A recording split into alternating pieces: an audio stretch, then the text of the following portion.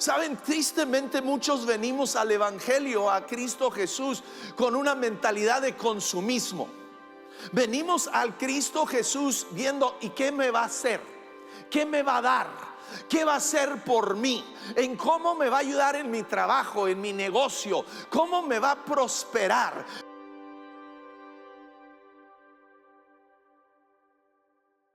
Qué emoción estar aquí este domingo en la mañana. Yo espero que estés emocionado.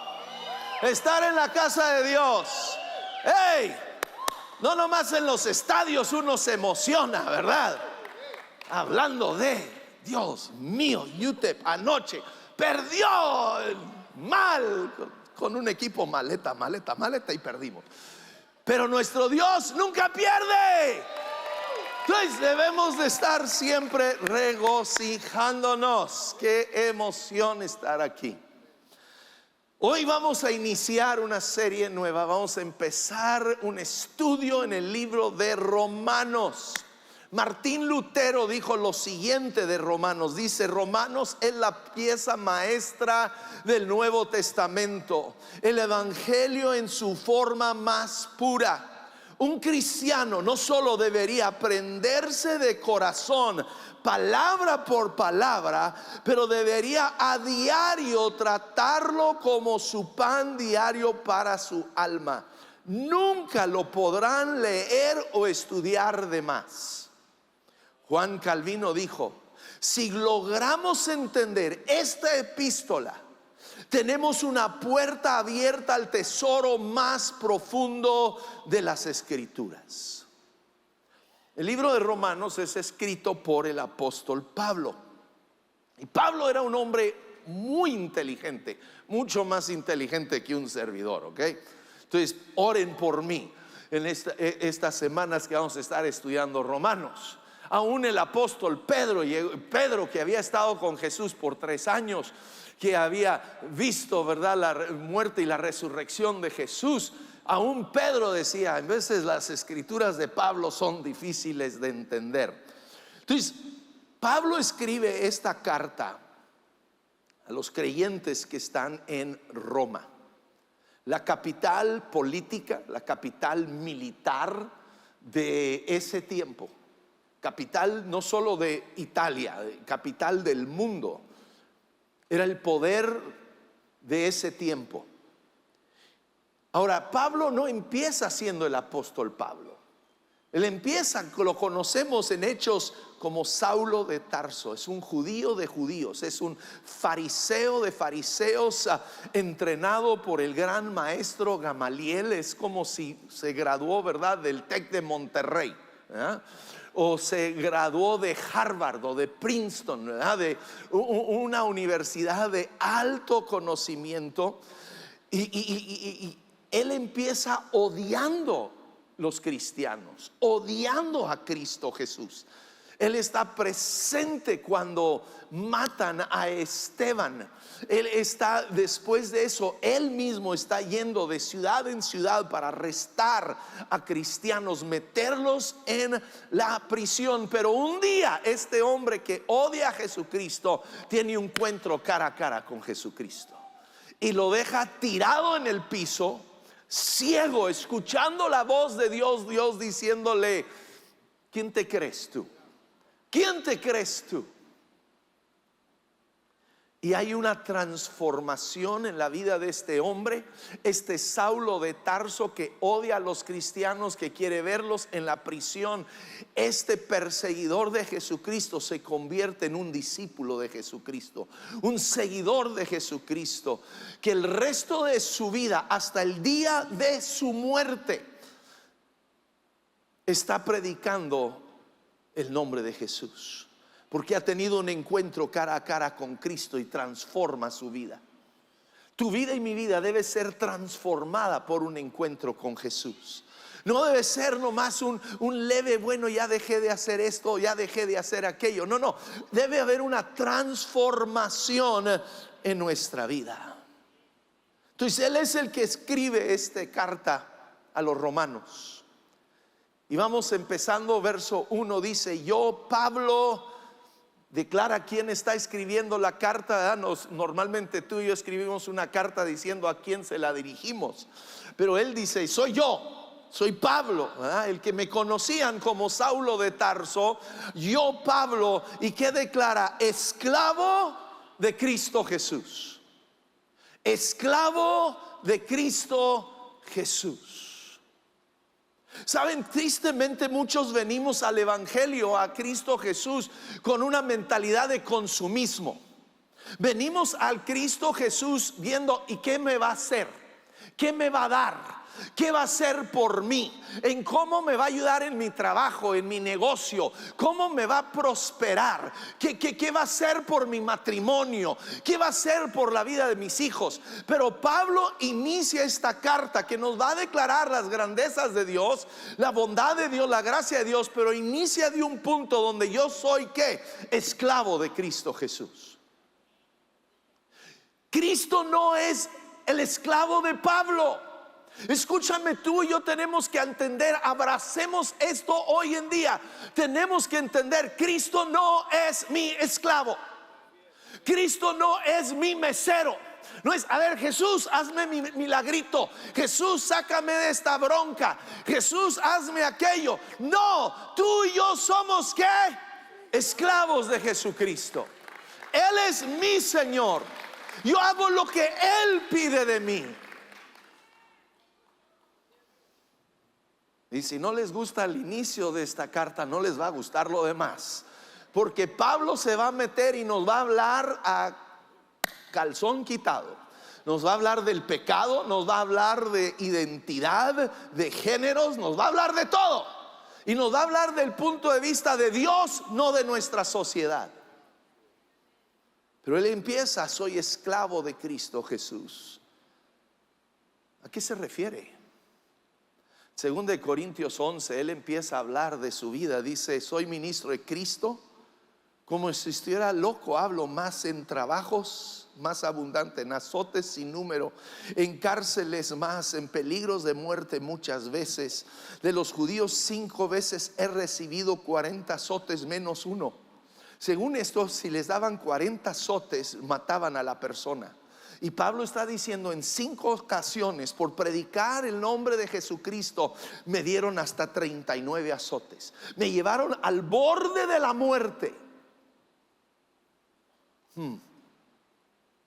Dice: 3 veces he sido azotado con varas, 1 vez apedreado, 3 veces he padecido naufragio, 1 noche y 1 día he estado como náufrago en alta mar, en caminos muchas veces, en peligro de ríos, peligros de ladrones, peligros de mi nación, peligros de los gentiles, peligros en la ciudad, peligros en el desierto, peligros en el mar, peligros entre falsos hermanos, en trabajo, en fatiga, en muchos desvelos, en hambre, en sed, en muchos ayunos, en frío, en desnudez, además de otras cosas, lo que sobre mí se agolpa cada día, la preocupación por toda la iglesia. Escúchame, Pablo aquí no está presumiendo: hey, vean, soy apóstol porque tengo una casa en el campestre y tengo otra casa de vacaciones en Cancún. Él no está diciendo: soy apóstol porque mira, vean el coche que traigo de último modelo. No está diciendo: hey, soy apóstol, vean los tenis que traigo de $1,000, $2,000. No. Hemos pervertido el evangelio de Cristo Jesús.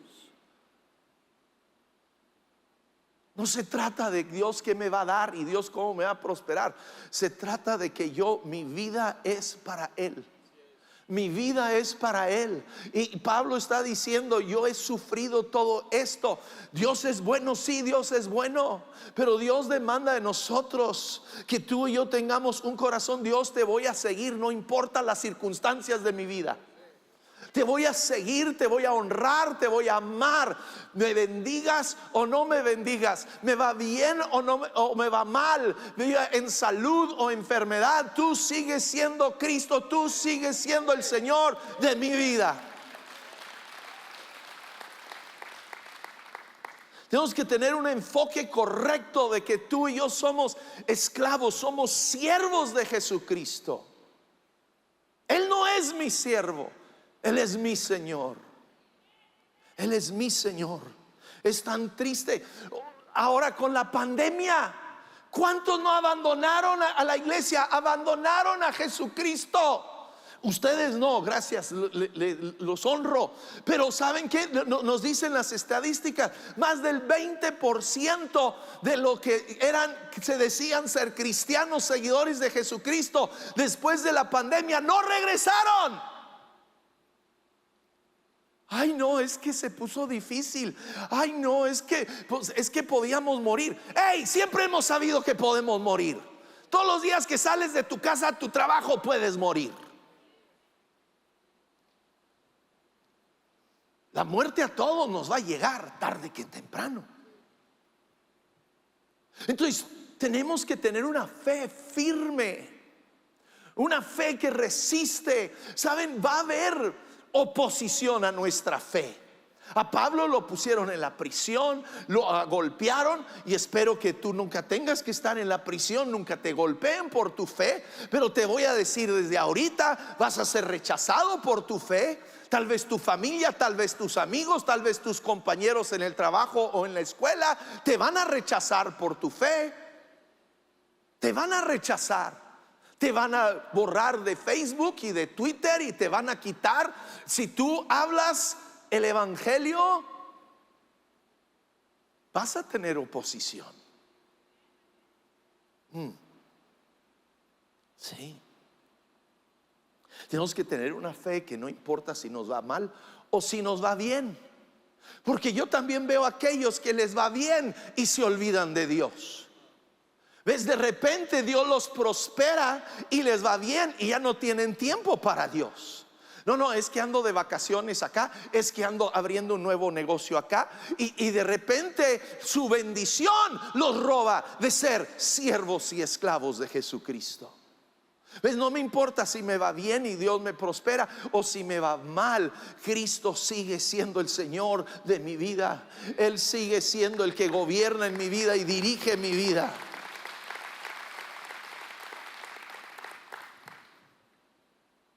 Pablo declara lo siguiente de Dios, dice: por lo cual estoy seguro de que ni la muerte, ni la vida, ni ángeles, ni principados, ni potestades, ni lo presente, ni lo porvenir, ni lo alto, ni lo profundo, ni ninguna otra cosa creada nos podrá separar del amor de Dios que es en Cristo Jesús, Señor nuestro. Está diciendo, no importa lo que suceda, Dios siempre nos va a amar. Pero mi pregunta es esta: yo creo que Dios y al revés. Y al revés, ¿qué es lo que nos separa a ti y a mí de amar a Dios? ¿Voy a seguir amando a Dios cuando las cosas se ponen difíciles? ¿Voy a seguir amando a Dios, siguiendo a Dios, siendo siervo, esclavo de Dios cuando las cosas no son de mi agrado? Porque Dios a ti y a mí nos va a seguir amando siempre. Pero la pregunta es, ¿tú y yo vamos a amar a Dios siempre? Esa es la pregunta que tú y yo tenemos que preguntar. Ahora, no solo Dios nos llama a ser siervos y esclavos de Jesucristo, pero también nos llama a ser siervos y esclavos de los demás. Sabes que tú y yo maduramos por medio del servir, no por medio del que nos sirvan. Papás, algunos de ustedes por sus hijos hacen todo y debieran de dejar de hacerlo. Algunos de ustedes por su papá, mi hijo deja yo. Mamás, algunas de ustedes es tiempo que dejen de estar cuidando, chiqueando a sus hijos, y deje que su hijo tienda su cama. Deje que su hijo aprenda a lavar ropa. Deje que su hijo se ponga a chambear y a trabajar en la casa. Dejen ustedes que él recoja su plato de la mesa, que él lave su plato. No crecemos por medio de que nos sirvan, crecemos por medio de servir. Y Jesús vino a servir. Dijo, como el Hijo del Hombre no vino para ser servido, sino para servir y para dar su vida en rescate por muchos. Saben, en la última cena que Jesús tiene con sus discípulos, Él, que dice, sabiendo Jesús que el Padre le había dado todas las cosas en las manos, que había salido de Dios y a Dios iba, se levantó de la cena, se quitó su manto y tomando una toalla se la ciñó, Y luego puso agua en un lebrillo y comenzó a lavar los pies de los discípulos y a enjugarlos con la toalla que estaba ceñido. Es una práctica que nosotros no entendemos, no lo hacemos hoy en día, ¿verdad? Gracias a Dios, ¿verdad? Pero no tienes que lavar los pies de cada visita que llega a tu casa. Pero en ese tiempo era la costumbre, y siempre lo hacía el siervo más bajo. El siervo más bajo era el que lavaba los pies de la gente que llegaba a una casa. Y Jesús toma la forma de siervo para lavar los pies de sus discípulos. Y luego escúchame lo que les dice. Así que después que les hubo lavado los pies, tomó su manto, volvió a la mesa y les dijo: ¿saben lo que he hecho? Ustedes me llaman maestro y señor, y dicen bien porque lo soy. Pero si yo, el Señor y el maestro, he lavado sus pies, ustedes también que deben lavar los pies los unos a los otros. Porque ejemplo les he dado para que como yo he hecho, ustedes también hagan. De cierto os digo, el siervo no es mayor que su señor, ni el enviado es mayor que el que le envió. Si saben estas cosas, bienaventurados serán al hacerlo. Entonces no solo, escúchame, Dios nos llama a ser siervos, esclavos de Jesucristo y hacer su voluntad, someternos a su voluntad. Pero escúchame, también nos llama a ti y a mí a servir los unos a los otros. A servir, no a ser servido. Tú y yo no debemos de venir a sentarnos a ver, y pues a ver, que me sirvan, que me entretengan. No me gustó la prédica hoy del güerito, gritó mucho. No, tú y yo venimos para servir los unos a los otros. ¿Cómo puedo servir? ¿Cómo puedo bendecir a los demás? En tu hogar, si llevamos este espíritu, esposo, si tú empiezas a servir a tu esposa y a tus hijos, vas a tener un mejor hogar. Señora, si usted en su casa empieza a servir a su marido y servir a sus hijos, si ustedes en su casa empiezan a servir a papá y a mamá en todos lados, si tú te vas al trabajo el día de mañana para ver cómo puedes servir al cliente, cómo puedes servir al jefe, si todos nosotros tomamos este espíritu de siervo, de servir, ¿qué nos dice? Bienaventurados serán en lo que hacen. Que tengamos un espíritu de siervo, porque es el espíritu de Cristo en nosotros. Vengo a servir. Entonces Dios no nos llama a ti y a mí a una vida de comodidad. ¿Sabes qué? Te dieron un evangelio corrupto. Te dieron un evangelio no genuino y real. Dios no nos llama a una comodidad. Dios nos llama a ser siervos. Siervos de Dios primero y siervos los unos de los otros. Entonces ahí empieza Pablo. Empieza declarando: yo no soy el superestrella, ¿verdad? Yo no soy el predicador superestrella que me tienen que traer agua de cierta marca y me tienen que poner en cierto lugar y solo puedo viajar en clase premier. Tristemente existen de esos, demasiados. No sé qué evangelio leyeron, qué Biblia leyeron, pero no es esta. No es esta. Y luego dice, y escúchame, esta parte también abrázala: elegido por Dios. Elegido por Dios. ¿Sabes que tú fuiste elegido por Dios? Tú fuiste elegido por Dios. Muchos de ustedes ya han escuchado esta historia, pero si estás aquí por primera vez, déjate la platico. A mí me gusta mucho jugar en los deportes, ¿verdad? No soy bueno, ¿verdad? Pero me gusta. Y un día estábamos jugando básquetbol, algunos hombres aquí de la iglesia, ¿verdad? Éramos 11, juegan 10, ¿verdad? Y entonces uno de los capitanes es mi hijo, Johnny. El otro es un empleado que trabaja aquí, Rulas. Voy a ponerlo en evidencia, ¿ah? Y entonces ellos dos están escogiendo equipos. Yo dije: voy a jugar entre mi hijo y mi empleado. Uno de los dos me va a escoger. Adivinen quién no jugó. De los 11, el único que se quedó fuera fui yo. No me escogieron. Pero escúchame, aunque ellos no me escogieron, Dios sí me escogió. Dios a mí me escogió. Mi hijo no me escogerá, mi empleado no me escogerá, pero el Rey de Reyes, el Señor de Señores, a mí me escogió. ¿Y saben qué? A ti también te escogió. A ti también te escogió. Tal vez la novia no te escogió, el novio no te escogió, tal vez tus padres no te escogieron, pero Dios te ha escogido a ti. Te ha escogido a ti.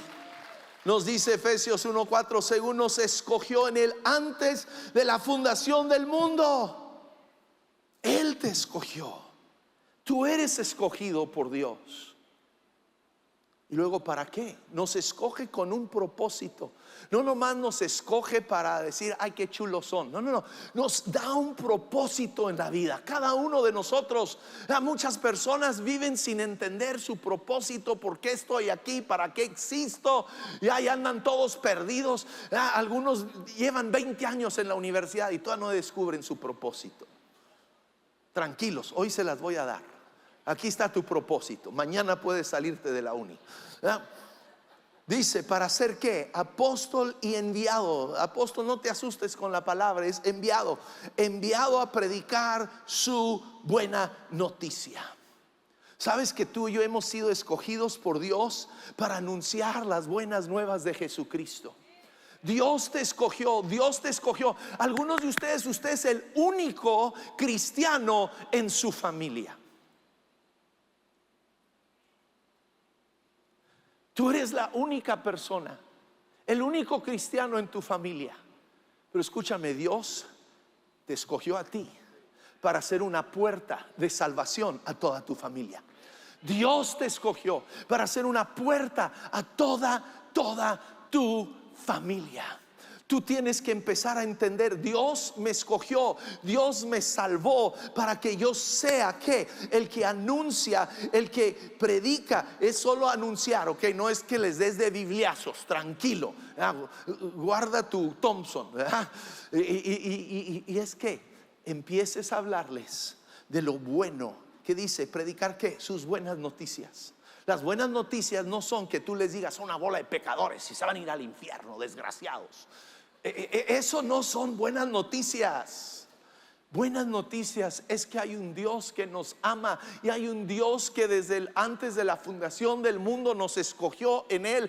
¿Para qué? Para salvación, para vida. Nos escogió en Él. Dice, escribo esta carta. Dios prometió esta buena noticia hace tiempo por medio de sus profetas en las sagradas escrituras. Pablo le está diciendo, estas buenas noticias de Jesucristo no es algo que me inventé, no es algo que saqué del aire, no es la última cosa que se está viendo en las redes sociales. No, está diciendo, los profetas lo han predicho por cientos de años.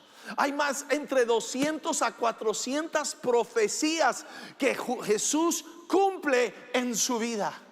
Profecías que hablan desde su nacimiento virginal, que hablan de su vida, que hablan de su muerte, que hablan de su resurrección. No es un accidente. Escúchame, el que escribió este libro conoce el futuro, conoce tu futuro y sabe que sus planes se van a cumplir en tu vida.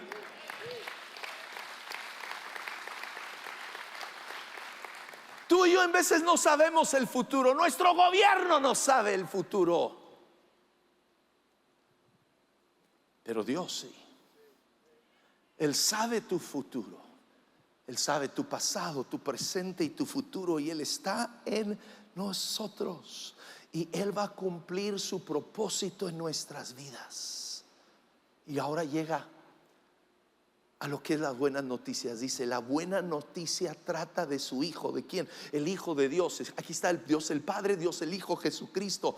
En su vida terrenal Él fue descendiente del rey David. ¿Ves? Todas las profecías hablaban, el Mesías tiene que venir por el linaje de David. Dios le había prometido a David que tendría un reino eterno. No estaba hablando de aquí en esta tierra, estaba hablando de la venida de Jesucristo por medio de su linaje, y quedó demostrado que era el Hijo de Dios cuando fue que resucitado de los muertos mediante el poder del Espíritu Santo. Aquí vemos a Dios el Padre, vemos a Jesucristo el Hijo y vemos al Espíritu Santo, la Trinidad en operación aquí. Es el Padre que envía al Hijo, el Hijo viene, el Hijo muere y el Espíritu Santo lo resucita de los muertos. Él es Jesucristo nuestro Señor. Las buenas noticias, el evangelio se trata de Jesucristo, Jesucristo crucificado y Jesucristo resucitado. Es la resurrección que demuestra que Él es el Hijo de Dios. Él ha resucitado. Ahora, Él no es el único que resucitó. Tenemos aún hoy en día, ¿verdad?, en veces personas que han muerto y han resucitado. Pero escúchame, a diferencia de todos ellos, porque Lázaro resucitó, Jesús lo resucitó y resucitó al hijo único de una viuda, ¿verdad? Y resucitó a la hija de Jairo. Pero saben que todos ellos, aunque resucitaron, volvieron a morir. Lázaro, tú puedes encontrar su tumba, puedes encontrar la tumba de la hija de Jairo, pero la tumba de Jesucristo el día de hoy está vacío, porque Él resucitó para vida eterna, para vida eterna. Él no está en una tumba. Puedes ir a Israel, puedes buscar, puedes escarbar, no vas a encontrar su cuerpo, porque Él resucitó. Y esa es la buena noticia para nuestras vidas, que Él vino y Él venció a la muerte para que tú y yo tengamos vida en Él. Nuestra vida está en Él, está en Jesucristo. La buena noticia es Jesucristo. Él es el que ha vencido. Y Él es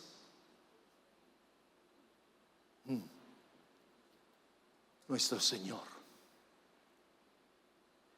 Y tú y yo hemos sido elegidos por Él para anunciar que su resurrección, su vida que Él viene a darnos.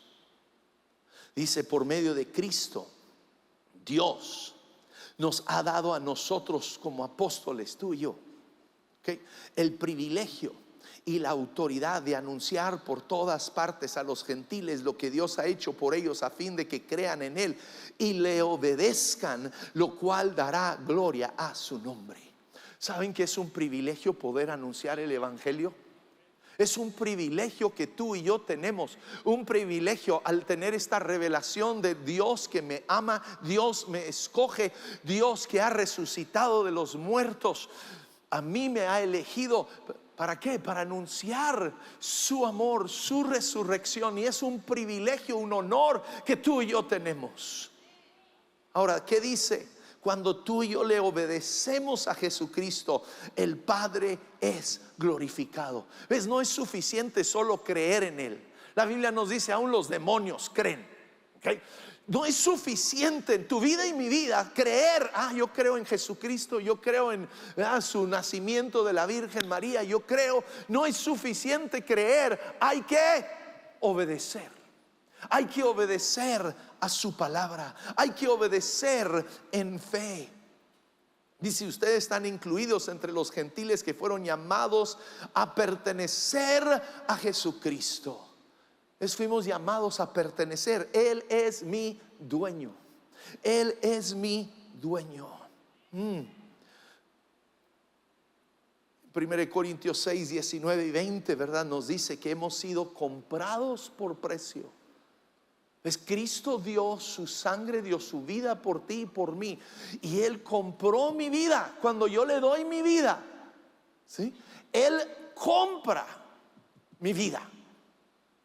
Perdona mis pecados. Él no compra mis pecados, Él compra mi vida.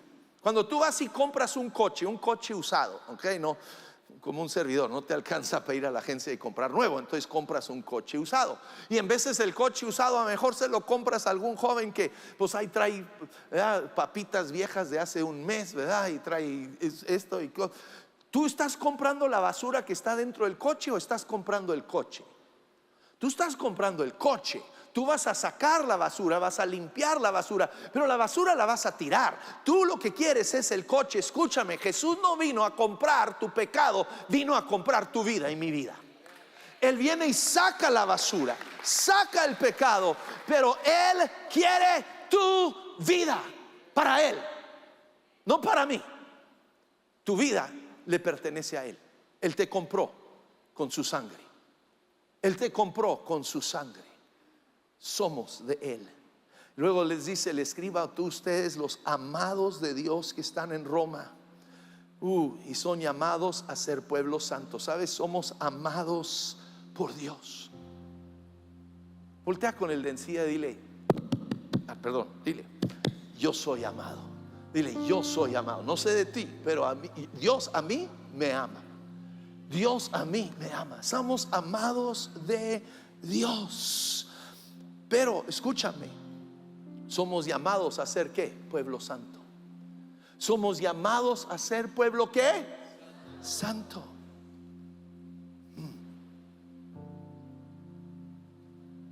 Ahora, ¿cómo llego a esa santidad? Porque si somos honestos, empezando con este servidor tuyo, en mí no hay nada de santidad.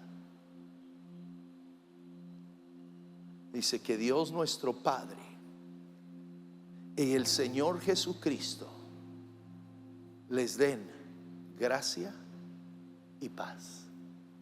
Es la gracia de Dios. Tienes que entender, la gracia de Dios no es puedes hacer lo que sea y no pasa nada. No, eso no es la gracia. Te han mentido, es una mentira. La gracia de Dios es que Dios viene y pone su santidad en mí, y Él me da la capacidad de vivir una vida santa. En mí no hay esa capacidad, en mí no hay esa habilidad, pero Dios, por medio de su Hijo Jesucristo, no solo me compra, me limpia, pero me da el poder de Dios dentro de mí para vivir en santidad. Es el poder de Dios operando en mi vida. Pablo dice, por la gracia de Dios soy lo que soy. Es la gracia de Dios que obra en nuestras vidas y en nuestros corazones.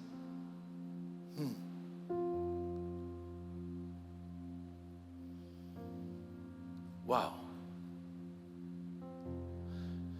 El tiempo se me va y no he terminado.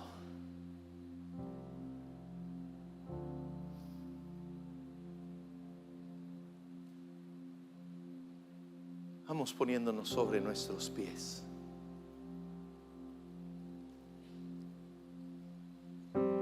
Y yo quiero que entiendas esta mañana que Dios te ama y Dios te escogió. Pero te escogió para que tú anuncies, para que yo anuncie su evangelio, las noticias de que Él ha vencido a la muerte, Él ha vencido al pecado, y Él pone de su gracia en nosotros para vivir una vida que le honra a Él y que le glorifica a Él. Hey, muchas gracias por acompañarnos el día de hoy. Te animo a que te suscribas para que estés al día con cada uno de los mensajes que estaremos subiendo en este canal. También, ¿por qué no nos sigues en nuestras redes sociales para que estemos en contacto y no te pierdas nada de lo que está sucediendo aquí en casa?